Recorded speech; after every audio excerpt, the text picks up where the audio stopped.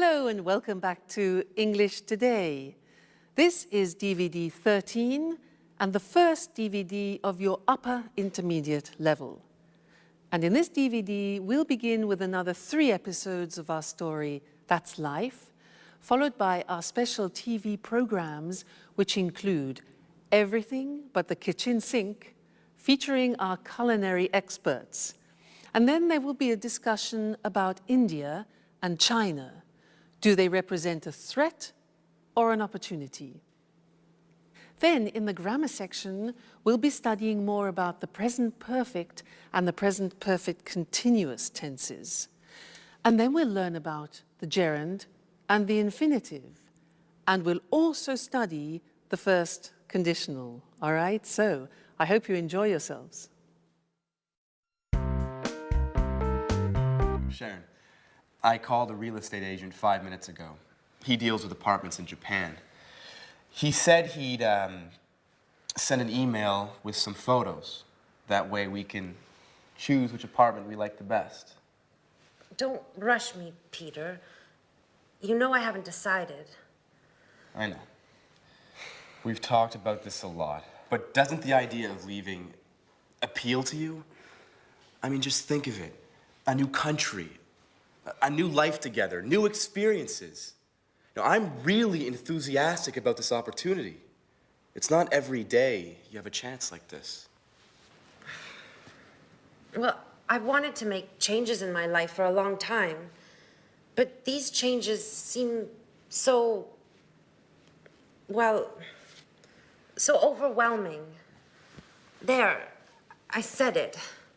I've never been to Asia, and I'm frightened of going there to live. But I told you that Alice has been there. She went to Japan in 1995. She says it's a fascinating country. It's antique and modern at the same time. It's full of interesting traditions and new innovations. I know. I've read a number of books. Last night, I finished reading Japan in the 21st Century. I admit, I'm curious about it all. You see, just remember, you were afraid when we came to London, but you've adjusted well. We've been here a year and a half, and you haven't once complained. I take that back. You complained once last week. Come on, Peter, stop joking around. You're right, I've made great friends. That's why I'm so hesitant to go. I know. I'm also sad at the idea of leaving everyone. But... Hey, Jack. How long have you been in here? A couple of minutes. Excuse me, I didn't mean to spy. But you were so involved in your discussion. So you've heard that she still hasn't decided, even if she's going to decide soon. In fact, we were just talking about which apartment to choose. Well, don't rush it, Peter. Decisions about major changes take time. So whose side are you on? I need to get going. I took my watch to be repaired 2 weeks ago, and I still haven't picked it up. Sooner or later, they're gonna put it up for sale.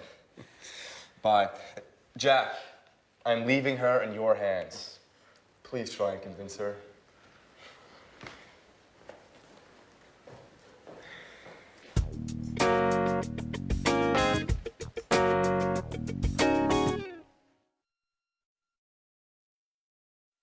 Hello again and welcome back to English Today, your live TV program where you can learn the English language. That last episode, I'm sure Jack can manage to convince Sharon to go to Japan. What do you think? We will see how that evolves. Now let's go back to the present perfect. Remember that we have learned so far that we use the present perfect with genie, just, ever, already, never, and yet. Well, I want to give you 2 more acronyms to help you understand when you use the present perfect. And the first one is this, flot. Now, you see at the top we have 4. 4 is a time word.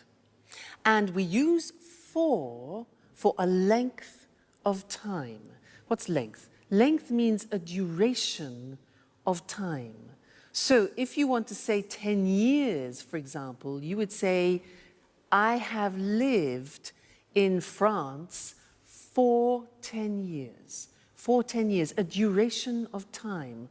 Or, for example, 5 minutes. I have worked here for 5 minutes. Okay, so for we use for a length or a duration of time. That's flot, F-L-O-T, flot. Now, let's look at the second one, spot. Now, spot starts with the word since. Since is a word that we use when we're talking about an exact point of time.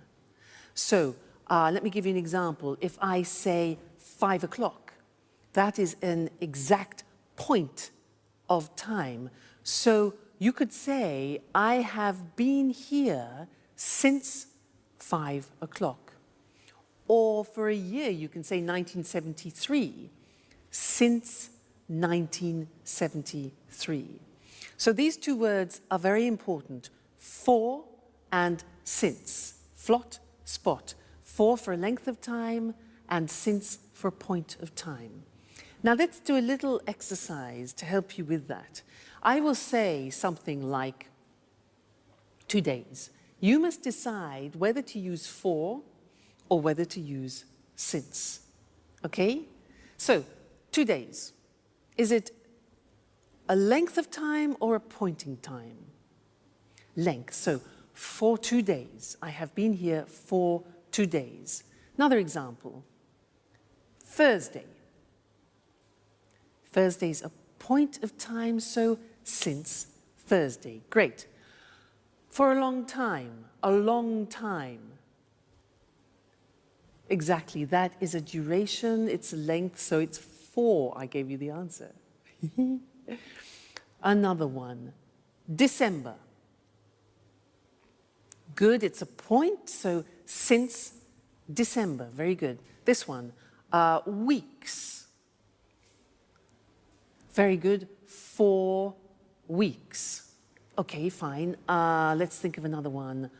2001. Okay, that's a point of time, so since 2001. Those are some examples. Let's go to the screen now, and I'll show them to you in a written form. That way you can memorize them and fix them, okay? So, flot and spot. There we have it. For a length of time, flot. So this is to express duration. The examples, I've lived here for 10 years. Then, he's known her for ages. Now, for ages means for a long time, okay? Then we had spot, which is since, and we use it for a point of time. The examples, she's worked there since the 7th of June. Point of time, that's a date. And they've been here since 1978, a year. Okay, so flot and spot. Now, the interesting thing is that when we ask questions about that, we use the word how long. For example, how long have you been here? And we use the present perfect. Look at the screen. We say, how long have you lived in Cambridge? And the answer would be, I've lived in Cambridge for 10 years or since 2001. You see? Now, remember that how long is different to how many times. How many times is 1, 2, 3, 4, 5. How long is a period of time? Okay? Another example. How long has he worked there? Answers. He's worked there for 10 years, or he's worked there since 1973. All right? Now, just look at the examples we practiced. We have for 2 days, for ages, 4 weeks, for a long time, duration, then since Friday, since 5 o'clock, since 2001, since I was young, and since December. Great. Okay, so there we have it. We have genie, just, ever, already, never, yet. We have flot and spot, which is for and since. This is when we use the present perfect. Great. Now, let's go back and see if Jack has managed to convince Sharon to go to Japan. Okay? Bye. You can't leave. Now that we finally found each other. Stop it, Jack. I'm so confused. Don't you start. I was thinking, you'll be all alone in a foreign country. You won't know anyone. Peter will be at rehearsals all day. At least here you have us. I will always be here for you. Yes, I know that. Oh, and did you know that women can't go out alone in Japan? Jack, that only happens in the Middle East. Stop it now. The truth is, I love new experiences. Remember when I moved to London 2 years ago? I've loved every minute of it. But that's not what you told Peter. I said it on purpose. You know I want him to slow down. I heard what you said 5 minutes ago. You were sincere. You weren't joking. You misunderstood, Jack. I'm not afraid of leaving. I've lived in a lot of different places in my life. I've done a lot of things. I've worked as a babysitter, as a tour guide, as a waitress. I'm sure I'll find something in Japan. I know you all too well, Sharon. You haven't ever really enjoyed any of those jobs. You still haven't found what you want to do in life.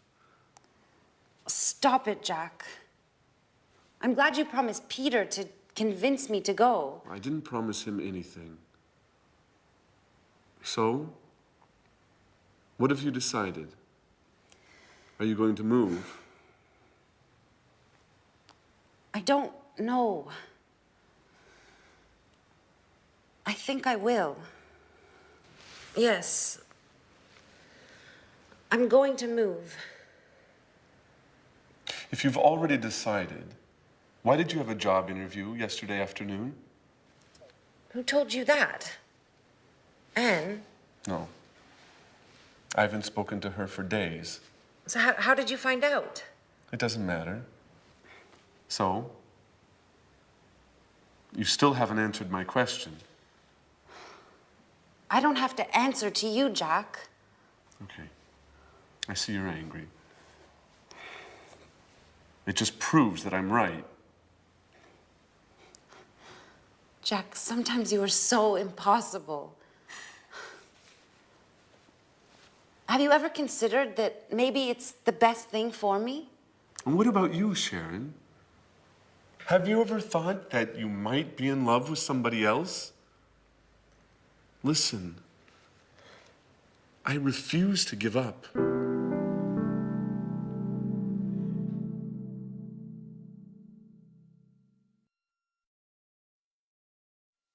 Love is difficult, isn't it?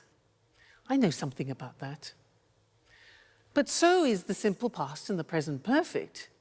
And in fact, this is an important lesson because one of the most difficult things in the English language is to decide when to use the simple past and when to use the present perfect. I hear a lot of people making mistakes about this. When do we say, I went? And when do we say, I have gone? Well, remember, up until now, I've tried to help you with these acronyms, you remember? Oilway and Genie. And I really do think they'll help you. Now, do you remember Oilway was for the simple past? We use the simple past with on, in, last, when, ago, and yesterday, okay? And we use the present perfect with just, ever, already, never, and yet. Be careful, There are two A's. This is already, this is ago. Okay, so be careful there. So when you are speaking English, you have to make these choices. What do I use? Simple past or present perfect? And it depends on what time reference or time word you are using in the sentence. That is the most important thing, okay? Which one of these acronyms? Let me give you an example. We'll take a simple verb like I go. Now, if you want to use already in the sentence, what do we use? Do we use present perfect or simple past? Already is part of genie, just, ever, already, never, yet. So you need the present perfect. And you say, I have already gone. Now, if you want to use last week, where is it? L, last, simple past. So you say, I went last week. Now, you try. I want to use just. Which one? Genie, just. So we say, I have just gone. Present perfect. Okay, next one. I want to use yet. Now be careful, there are two Y's. This one is yet, this one is yesterday. Be careful. So, yet is negative, do you remember? It's present perfect, and the yet is at the end of the sentence, so I haven't gone yet. All right? That's more difficult. Yet, so that's an exception. Next one. When? When? Okay, simple past. For a question, very often, when did you go? Next one. Never. Right? I have never gone. Present perfect. Fabulous. 2 days ago. Now this is already, and that is ago. So, I went 2 days ago. Great, you're getting the hang of it. On. Yes, so I went on Friday, for example. Yesterday. I went yesterday. And the last one, in. Yeah, good. I went in June or in September. Fantastic. So that's it. Okay? When you are deciding whether to use the simple past or present perfect, think of the time words. And let's look at that on the screen just to remind you once more, because this is difficult. So oil way is for specified time, on, in, last, when, ago, yesterday. I saw him on Friday. We went there in 1988. She came last week. When did you visit them? Question form. I visited them 2 weeks ago. I saw him yesterday. On, in, last, when, ago, yesterday. Then genie for unspecified time, indefinite time, just, ever, already, never, yet. Examples, I have just seen him. Have you ever been to America? They've already eaten. He's never learnt. And have you met them yet?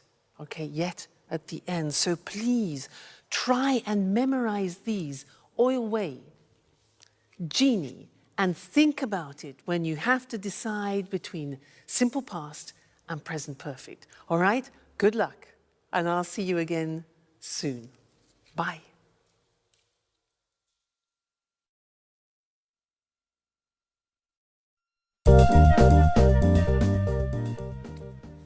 Okay.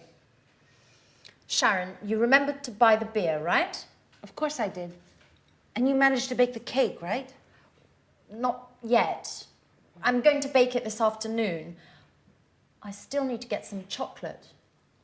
Actually, Jack offered to get some for me. He promised to bring some before lunch. Sorry, but I can't help you with the cake. I have to take some tourists to visit the Tate Gallery. Oh, don't worry about it. I'll have Jack to help me. He decided to stay home today to give me a hand. Just don't forget to tell Tom, David, Mary, and all the others. Don't worry, Peter said he'd take care of it. I'm sure he's already got in touch with everybody by phone. Great. Everything is going as planned. Oh, don't forget to buy the present. Don't worry.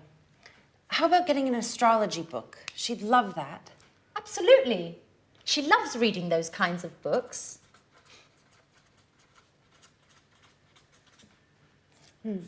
I hope I can get it before I go to work.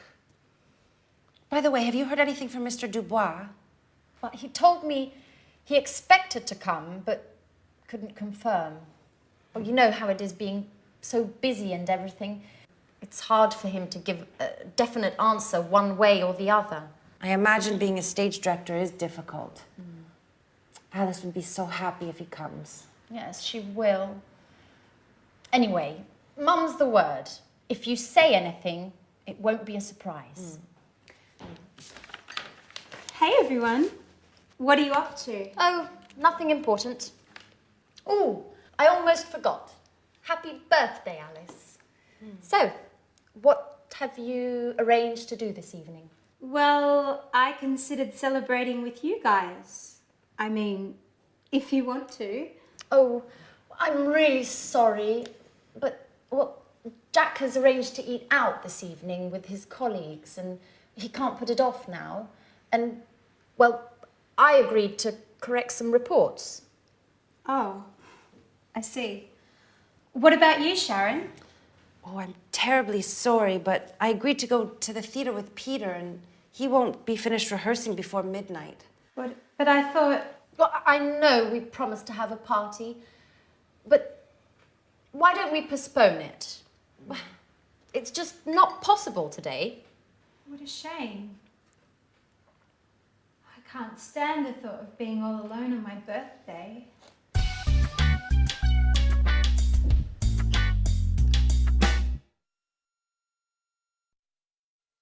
Hello again. She really believed them, didn't she? Great actors. Now, in this lesson, I want to do something new, and it's related to gerunds and infinitives.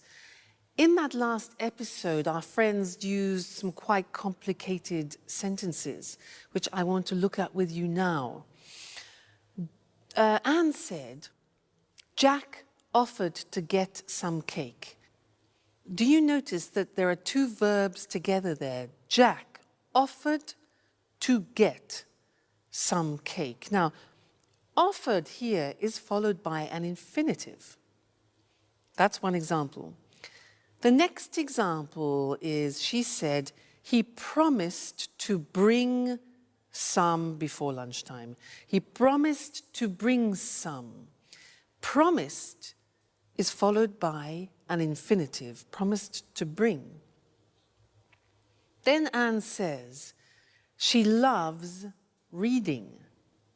Loves reading. Now, love is followed by a gerund. Then Sharon says, yes, I imagine being a stage director is difficult. I imagine being.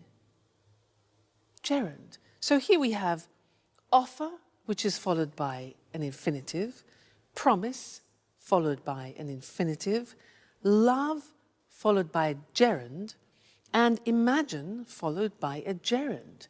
And you're probably thinking, so how do I learn these? Well, you have to learn them by heart, as we say. Yeah, there's no other choice. So let's go to the board now, and I will show you how it works. And unfortunately, like the simple past irregular verbs, it's all a question of memory.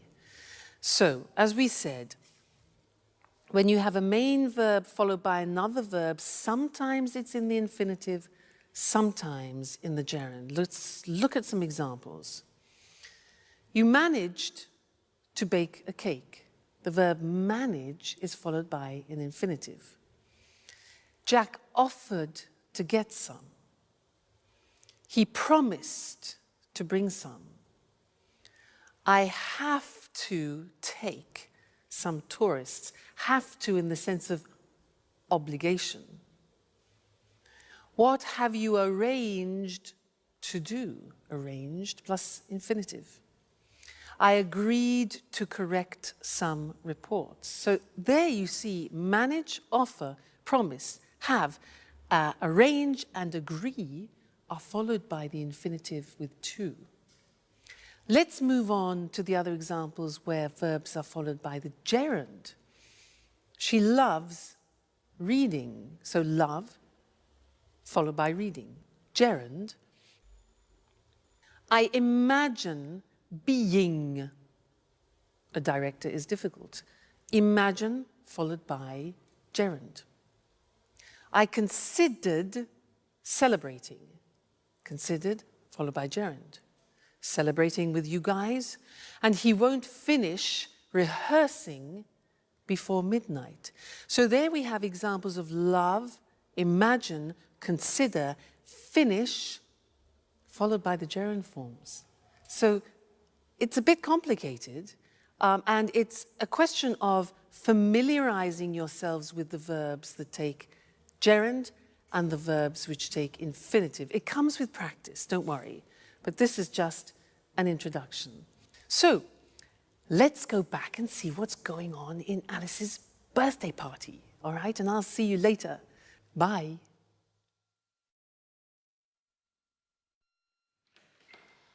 Hey, is anybody home? Oh. That's right, I forgot. Everyone's busy this evening. What a shame. I resent having to spend my birthday all alone. Hey, what's happening here? Surprise! Happy birthday to you. Happy birthday to you. Happy birthday, dear Alice. Happy birthday to you. Oh, I'm so happy. I didn't expect to find anybody here. I thought I had to spend my birthday all by myself. Oh, did you really think we would forget to celebrate your birthday? Well, yes. You played quite a trick on me. And you fell for it. Come on, everyone. A toast to Alice. Oh, wait. Before we make a toast, we have another surprise. Another surprise! Daddy!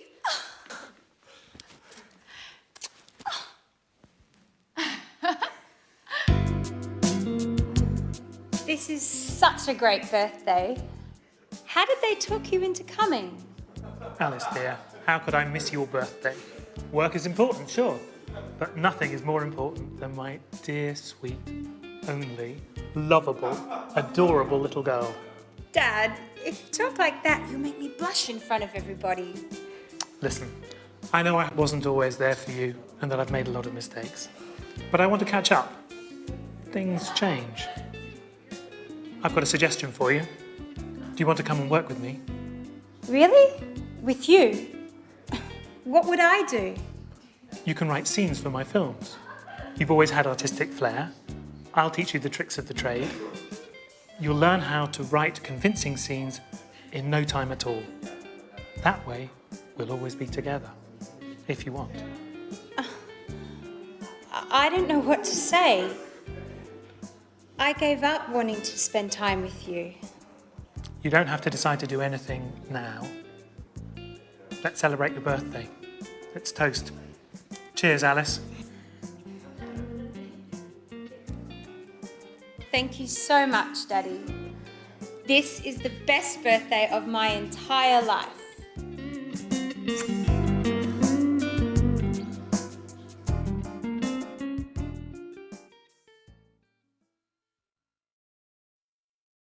Happy birthday, Alice. Did you hear what her father said? He said, if you work with me, I'll teach you the tricks. Now that's an opportunity, not only for Alice, but also for us, because he used a grammatical form that I want to teach you now. If you work with me, I'll teach you the tricks. And that in English is a conditional form, the first conditional. If I work, if plus the simple present, I will teach, followed by the future will. So to illustrate this a little bit better, I want to talk to you about what is almost a religion in England, making tea. Now, every household in England has one of these, this. Do you know what this is called? It's for water, to heat, to boil water. In English, we call it a kettle. Every English household has a kettle.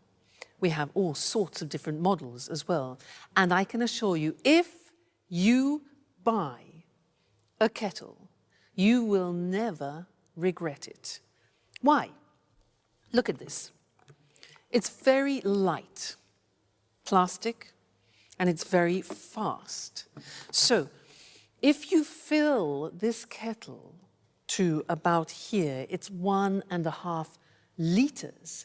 And then, here's the plug, if you plug the kettle in, the water, 1.5 liters, will boil in 3 minutes. Incredible. So 1.5 liters, if you boil 1.5 liters, then it will be ready in 3 minutes, okay? The other good thing is that if you want to carry the water to another place, look, take it off the element and it's portable. Now, there's one thing to remember inside.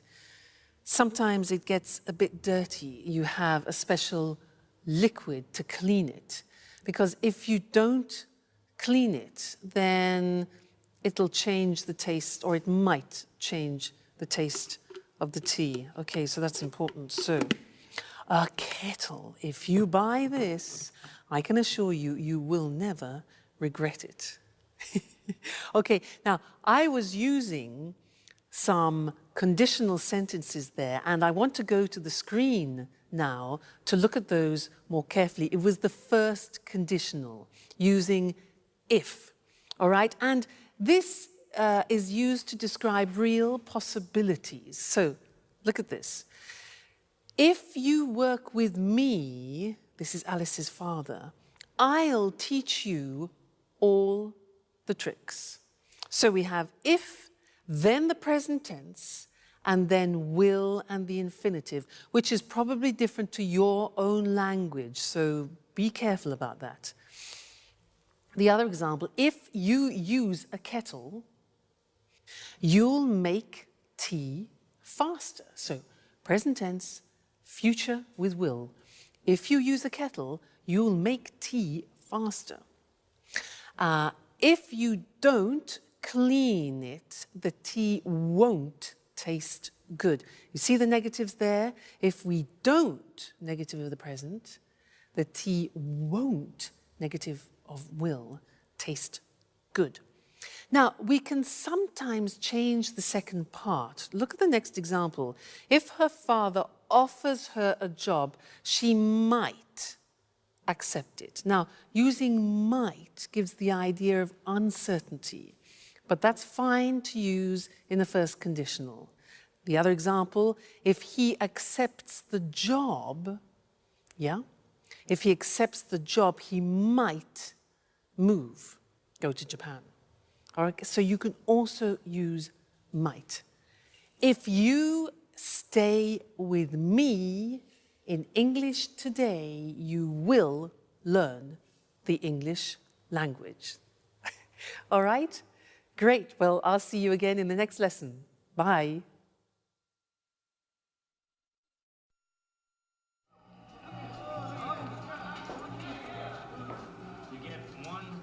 Hi, Jack. Is Anne home? No, she hasn't arrived yet. I've been waiting for her for over an hour. I think she's been shopping. What's the matter? You don't look too well. Nothing, really. Don't lie to me. I've known you for 10 years. Listen, Jack, I really don't want to speak about it, okay? No, it's not okay. We have to speak about the situation and clear the air once and for all. I've been thinking about us a lot. I've been thinking about us so much, I haven't slept well in nights. What have you been thinking, Jack? About us. You're leaving for Japan. I've told you before, and I'll tell you again, Sharon, it's crazy. You can't leave now when we know how we feel. Jack, you're repeating yourself. That's right. And I'll continue repeating myself until you accept the truth. We're made for each other. Stop it. You're embarrassing me. Sharon, listen. I haven't stopped loving you. And I know you feel the same about me. That's it. I said stop it and I meant it. Look, you've made me cry. And anyhow, how do our feelings change anything? How do they change anything? They change everything.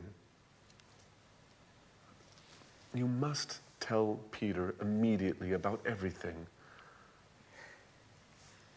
Tell him you won't go.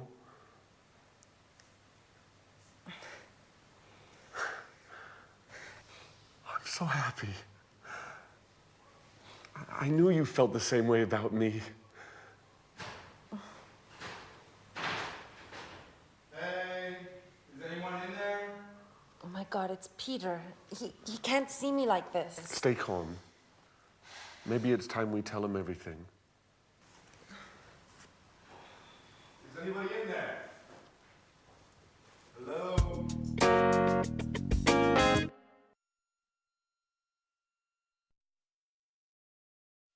Hello, everyone, and welcome back to some more English today.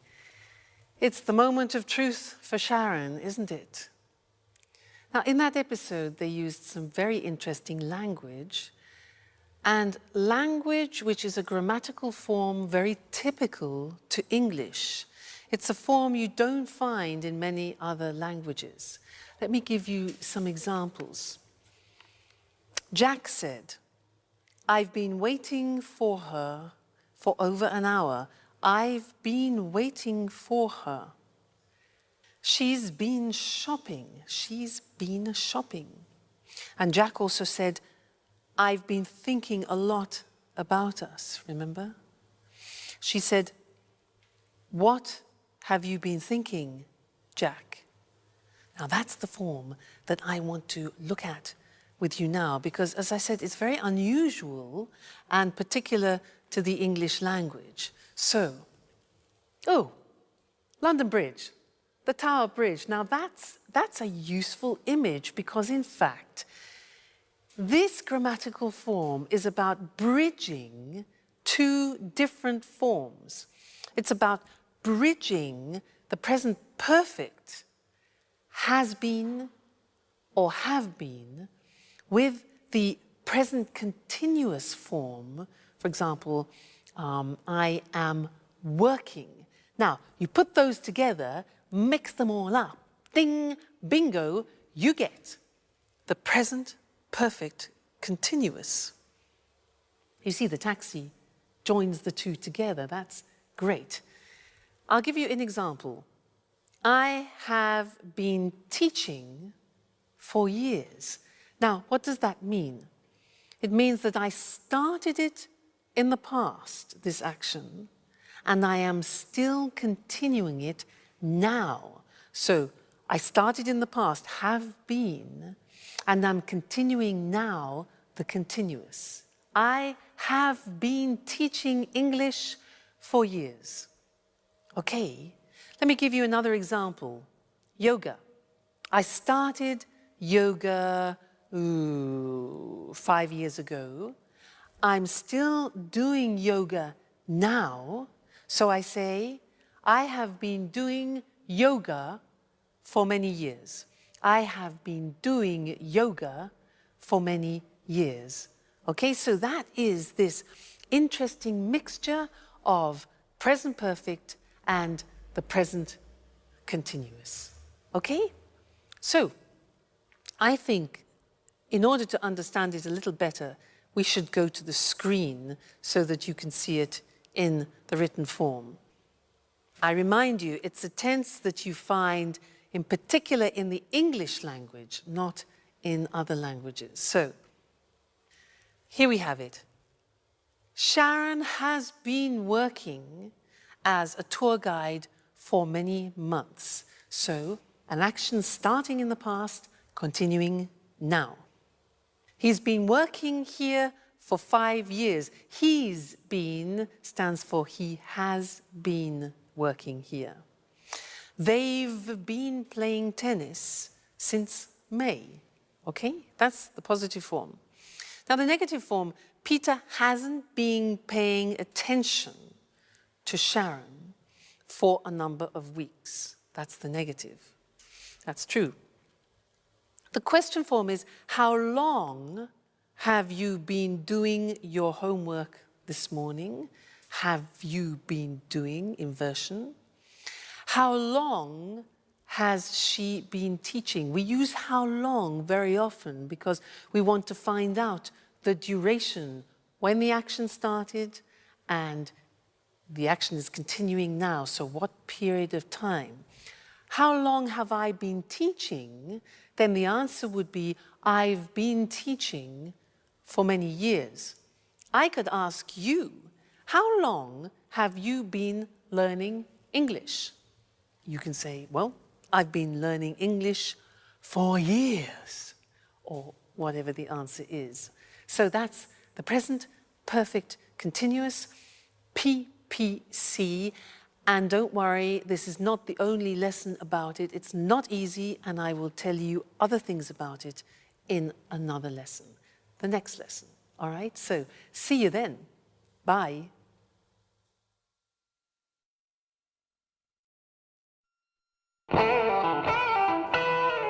Jack? Sharon? What are you doing here? I've been looking for you for half an hour. Hey, what's the matter? You've been crying. Are you going to explain to me what's going on or not?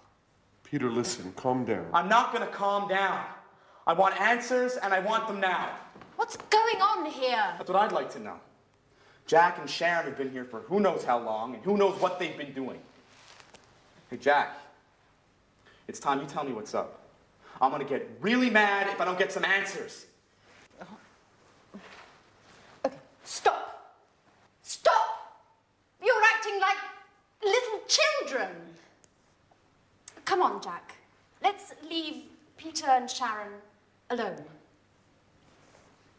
They need to talk, and we need to go shopping.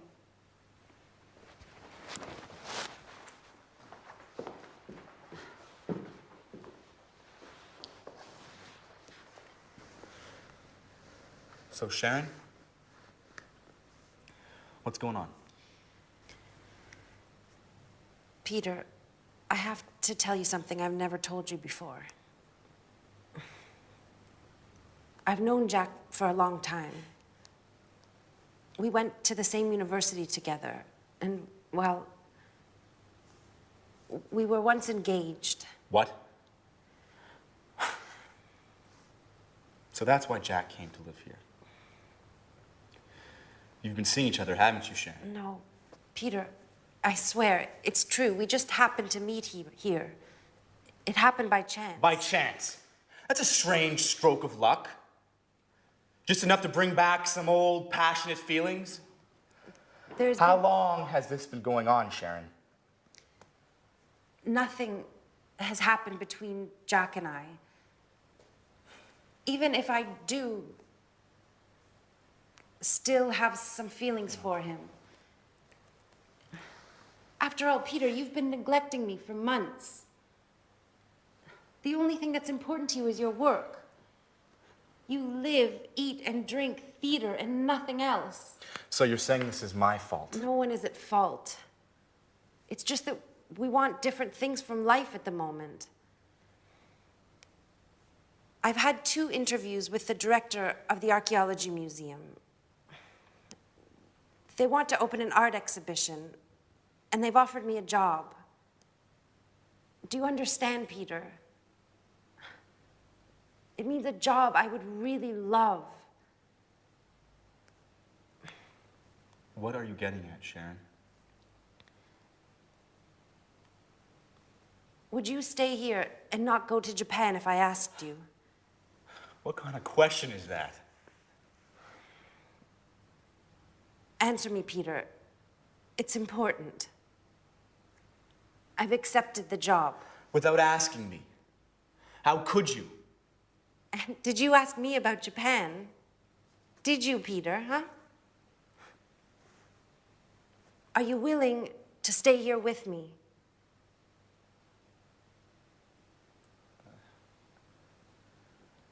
I can't, Sharon. This is my big chance. You see, Peter, I'm right. Nothing is more important to you than your success.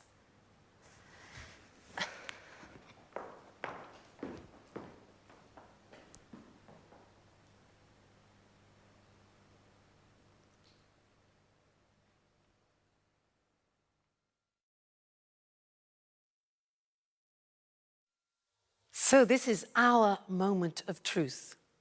The question is, when do we use the present perfect and when do we use the present perfect continuous?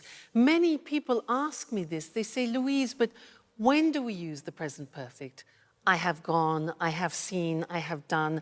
And when do we use the present perfect continuous? I have been working, I have been learning. Often people confuse the use. And you're right, it's not easy at all. So I'd like to try and help clarify that by these simple things, a revision of what we've already seen. Now, with the present perfect, we use genie. Remember? Just, ever, already, never, and yet. That's important to remember. With those words, we use the present perfect. But with the present perfect continuous, we're using for, since, and how long. Okay, now that is the difference. So if I take a phrase like, I do the exercise, and I want to use the time word already, then you need the present perfect. I have already done the exercise. But if you want to use the concept of since, you can't use the present perfect, you use the present perfect continuous. So I have been doing the exercise since Friday. Another example would be, for example, just. Just is a present perfect word, so we say, I have just done the exercise. If you want to use for, we're into the present perfect continuous, the PPC. So I have been learning English for many years. So do you see the mechanism? You have to think about what time words you want to use in the sentence. Then you choose the correct grammatical form. Genie for the present perfect. For, since, how long? How long have you been learning English for the present perfect continuous? That way you can distinguish between the two forms, all right? So try and memorize those time words, and I can assure you it will help you a lot when you're speaking. All right? Great. Well, see you again in the next lesson. Bye. Welcome to Cooking Today. We're delighted to be back in Lisa French's home again. Lisa, we've had so many calls since our last program. I'm glad to hear it. Well, now let's see. Here, Sally from Manchester is getting married in June and has always dreamt of having a well-equipped modern kitchen just like the ones in the movies. How can we help her?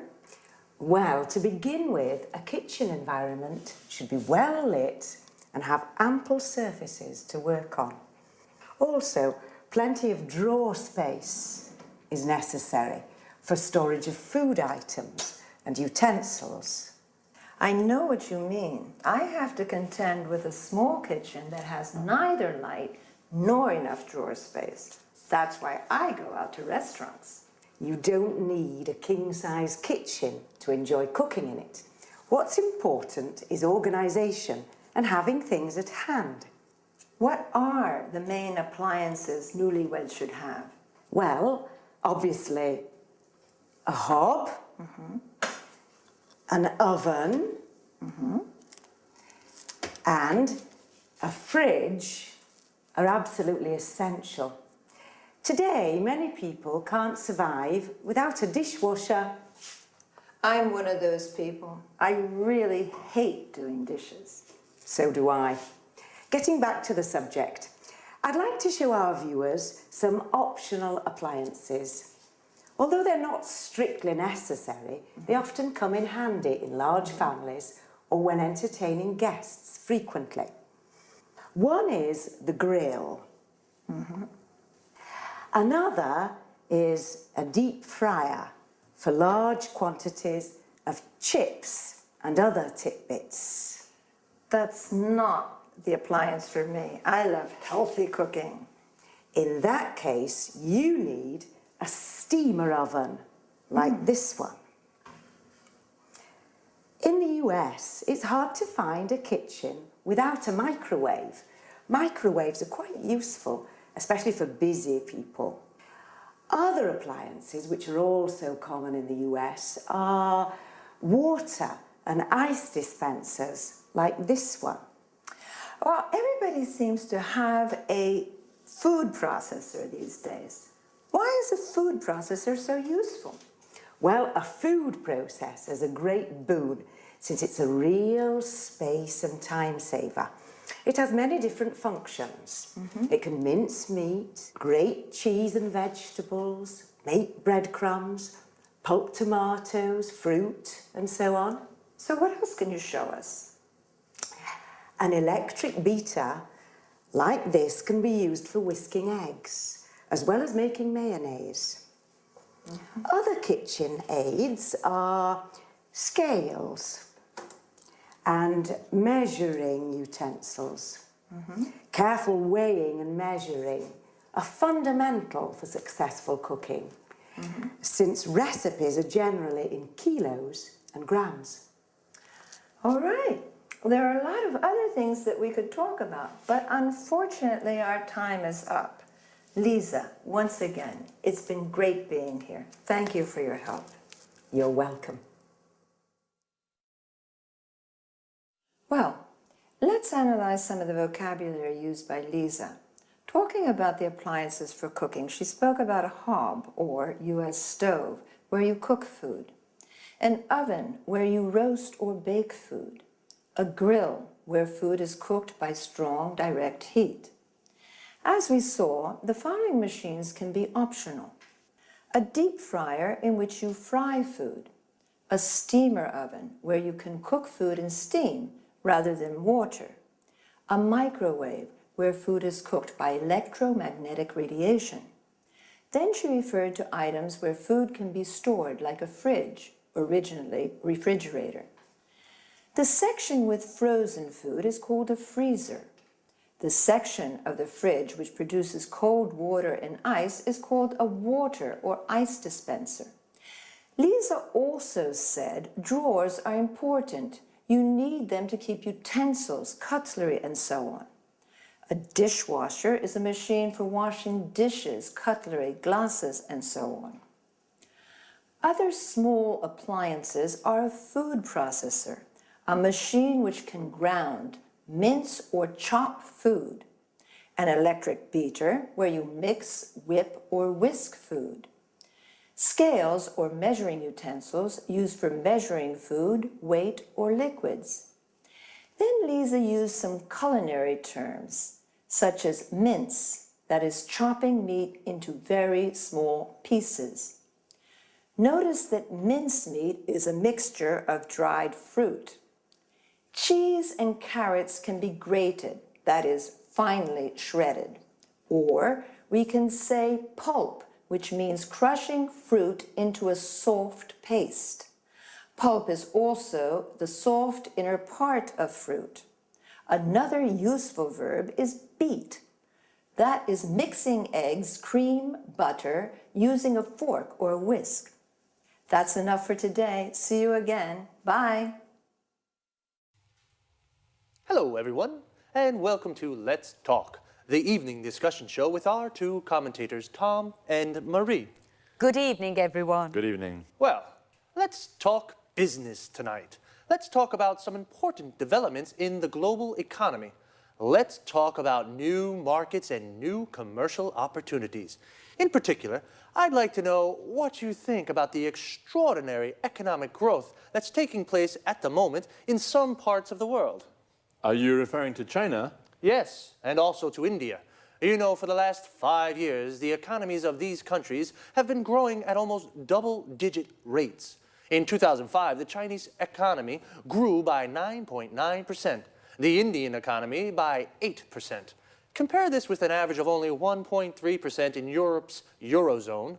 How do you see these developments? Is this enormous economic growth an opportunity or a threat for European producers? Well, I'm rather concerned about it, and I believe that many European industrialists are concerned too. These two Asian giants with their enormous populations are threatening European manufacturing and jobs. The fact is that labor costs are so low in China and India that European manufacturers just can't compete. Sorry, Tom, but I really don't agree with you. I don't see these growing economies as a threat to European producers. I believe that China and India offer new, important markets to European manufacturers. You know, both countries have middle classes that are becoming larger and larger.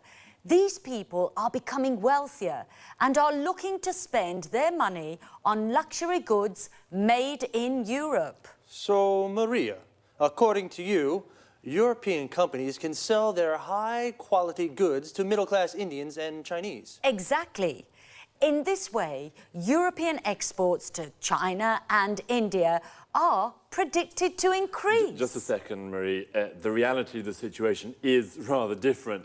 India and China are selling much more to Europe than Europe is selling to them. I accept that's true at the moment. But don't forget, Tom, that cheap Chinese goods have helped to keep inflation low in European countries. And this has helped keep interest rates low too. So, consumers have been able to save money and spend this money on other things. Well, I agree with you that European consumers and industrialists have benefited from trade with China. Of course. What's more, today, more and more European companies are building factories in China or are having their goods produced there. Exactly. That's the problem, Marie. European industrialists are deciding to have their goods produced in these countries because labor costs are lower. If we continue like this, lots of factories in Europe will close and the number of unemployed will rise. Well, I can certainly see that you have different opinions on these issues. I think you're both right. Like most things in life, economic growth in China and India has its good and bad points.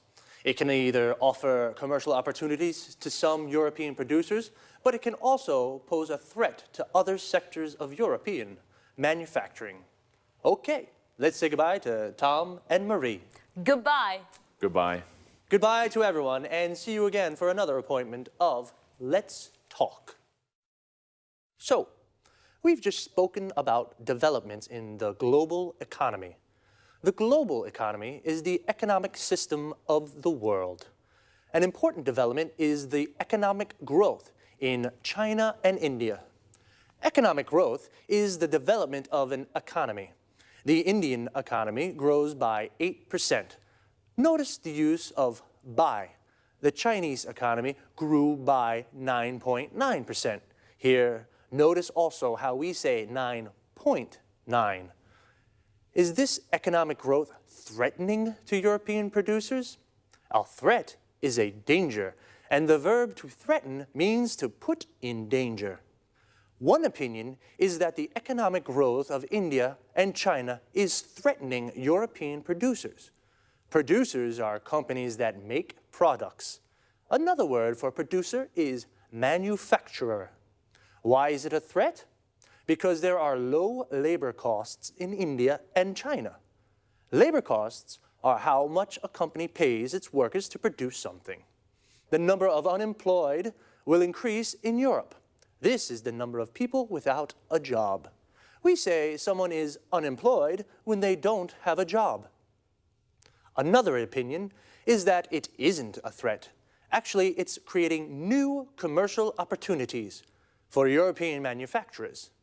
New commercial opportunities are new markets for products or the chance to sell more to existing markets. Just quickly, before we run out of time, there are a few useful expressions for discussions I'd like to look at. A polite way of asking someone's opinion is, I'd like to know what you think about. When you strongly disagree with someone, you can say, sorry, but I really don't agree with you, or just a second. But if, on the other hand, you agree, you can say, I accept that's true, or I agree with that. Well, that's all the time we have for this time. See you soon.